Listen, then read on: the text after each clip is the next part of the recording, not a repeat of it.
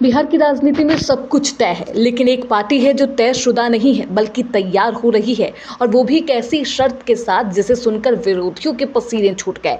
जहां एक तरफ महागठबंधन और एनडीए अपने पुराने हथियारों के साथ मैदान में है, वहीं एक नया खिलाड़ी कुछ अलग करने की सोच रहा है। वो नाम है प्रशांत किशोर का और उनकी पार्टी जनसुराज, जो अब कुछ नया करेगी। लेकिन इस बार बात सिर्फ चुनाव लड़ने की नहीं है, बात एक कसम की है, एक शर्त की है और एक कसौटी की है जिस पर सभी नेता को उतरना होगा। ये शर्त बिहार की राजनीति का चेहरा बदल सकती है। उनकी पार्टी किसको टिकट देगी, ये बातें खूब हो रही है। अब इसका जवाब भी प्रशांत किशोर ने दे दिया है और एक शर्त भी लगाया। बिहार विधानसभा चुनाव की आहट सुनाई दे रही है। इस आहट के बाद से ही अब पार्टियां अपने योद्धा को तैयार कर रही है, वो भी बिना किसी शर्त के।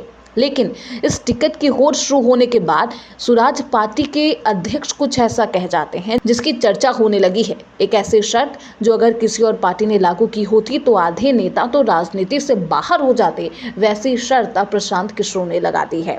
प्रशांत किशोर ने साफ कहा है कि टिकट सिर्फ स्वच्छ छवि वालों को मिलेगा और अगर गलती से किसी गलत व्यक्ति को टिकट दे भी दिया गया तो पार्टी खुद जनता से कहेगी उसे वोट मत देना। हमसे गलती हो सकती है, लेकिन जनता की जिम्मेदारी है कि अगर कोई गलत उम्मीदवार आ जाए तो उसे वोट ना दे। चुनने की प्रक्रिया में गलती हो सकती है। प्रयास यही है कि 243 में 243 अच्छे लोग चुने। यूपीएससी जब परीक्षा करती है तो यही सोचकर न लोगों को आईएएस बनाती है, उनका चुनाव करती है आईएएस आईपीएस में कि ये लोग जाएंगे, समाज के लिए काम करेंगे, ईमानदार रहेंगे। लेकिन ज्यादातर आईएएस आईपीएस क्या कर रहे हैं, आप देख रहे हैं। उसी तरह दल की भी एक प्रक्रिया है।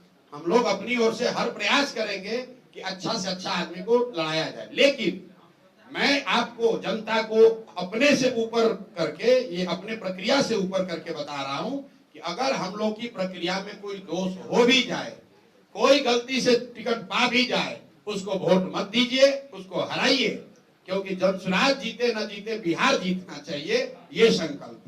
तो अब बिहार की राजनीति में सिर्फ चेहरे नहीं, चरित्र भी देखा जाएगा। कम से कम जनसुराज की कस्में तो यही कहती है। सवाल ये नहीं है कि प्रशांत किशोर की ये शर्त कितनी कारगर होगी, असली सवाल ये है कि क्या बाकी पार्टियां भी इतनी ईमानदार होगी कि कह सके कि हमसे गलती हो गई है, उसे वोट मत देना। अगर हाँ, तो राजनीति वाकई बदल जाएगी और बिहार की तस्वीर और तकदीर भी।